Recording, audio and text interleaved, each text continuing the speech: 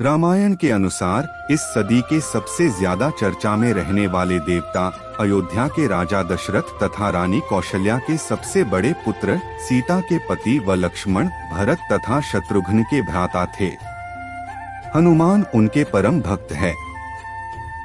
लंका के राजा रावण का वध उन्होंने ही किया था। उनकी प्रतिष्ठा मर्यादा पुरुषोत्तम के रूप में है, क्योंकि उन्होंने मर्यादा के पालन के लिए राज्य, मित्र, माता पिता तथा पत्नी तक का त्याग कर दिया था। वे भगवान विष्णु के अवतार माने जाते हैं। ऋषि वाल्मीकि ने रामायण की रचना की थी। गोस्वामी तुलसीदास ने भी उनके जीवन पर केंद्रित भक्तिभावपूर्ण सुप्रसिद्ध महाकाव्य रामचरितमानस की रचना की थी। इन दोनों के अतिरिक्त अन्य भारतीय भाषाओं में भी रामायण की रचनाएं हुई हैं, जो काफी प्रसिद्ध भी हैं। भारत में श्री राम अत्यंत पूजनीय हैं और आदर्श पुरुष हैं तथा विश्व के कई देशों में भी श्री राम आदर्श के रूप में पूजे जाते हैं, जैसे नेपाल, थाईलैंड, इंडोनेशिया आदि। इन्हें पुरुषोत्तम शब्द से भी अलंकृत किया जाता है। इनका परिवार आदर्श भारतीय परिवार का प्रतिनिधित्व करता है।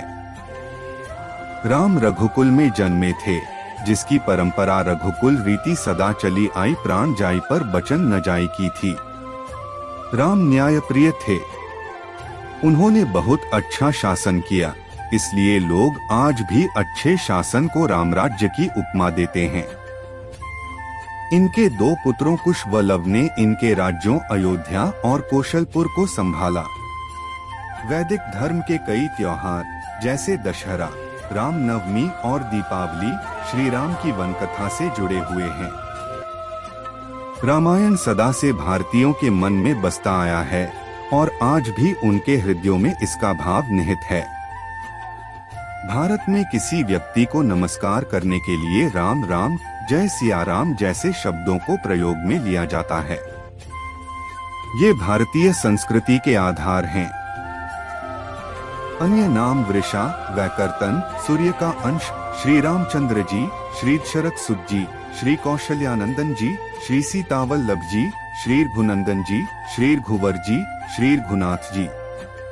निवास स्थान अयोध्या, वैकुंठ लोक, परमधाम। मंत्र श्री रामचंद्राय नमः, रामाय नमः। अस्त्र धनुष बाण, कोदंड धनुष। जीवन साथी सीता।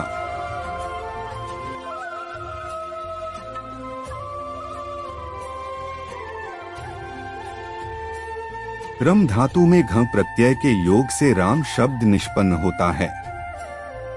रम धातु का अर्थ रमण, निवास, विहार करने से संबद्ध है। वे प्राणी मात्र के हृदय में रमण, निवास करते हैं, इसलिए राम हैं तथा भक्तजन उनमें रमण करते, ध्याननिष्ठ होते हैं, इसलिए भी वे राम हैं। रमते कणे कणे इति रामः। विष्णु सहस्र नाम पर लिखित अपने भाष्य में आद्य शंकराचार्य ने पद्म पुराण का उदाहरण देते हुए कहा है कि नित्यानंद स्वरूप भगवान में योगीजन रमण करते हैं, इसलिए वे राम हैं।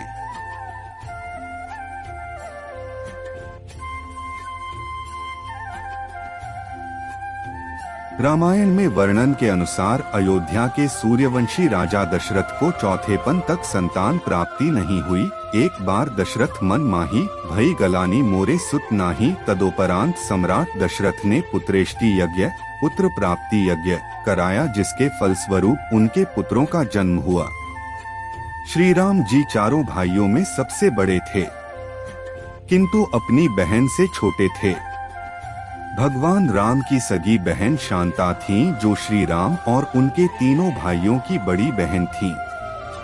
हर वर्ष चैत्र मास के शुक्ल पक्ष की नवमी तिथि को श्री राम जयंती या राम नवमी का पर्व मनाया संस्कृत महाकाव्य रामायण के रूप में वर्णित हुआ है।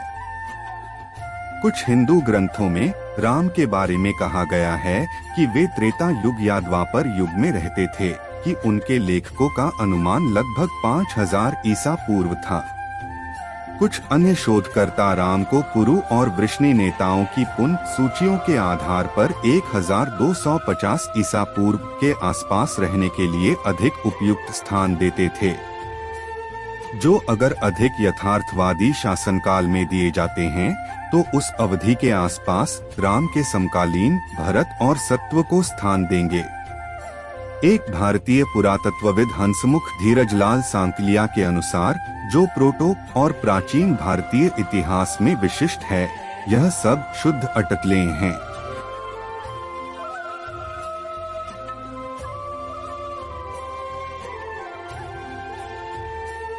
श्री राम के कथा से संबद्ध सर्वाधिक प्रमाणभूत ग्रंथ आदिकाव्य वाल्मीकि रामायण में राम जी के जन्म के संबंध में निम्नलिखित वर्णन उपलब्ध है। चैत्रे नावमिके तिथौ नक्षत्रेदिति दैवत्ये स्वोच्च संस्थेषु पंचसु ग्रहेषु कर्कटे लग्ने वाक्पताविन्दुना सह।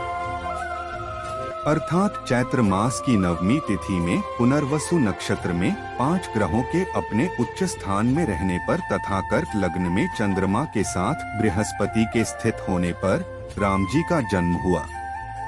यहाँ केवल बृहस्पति तथा चंद्रमा की स्थिति स्पष्ट होती है।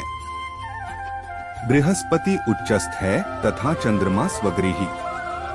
परंपरागत रूप से श्री राम का जन्म आज से लगभग 8,80,100 वर्ष पहले माना जाता है। श्री राम के जीवन की प्रमुख घटनाएं: बालपन और सीता स्वयंवर, वनवास, सीता जी का अपहरण, रावण का वध, अयोध्या वापसी।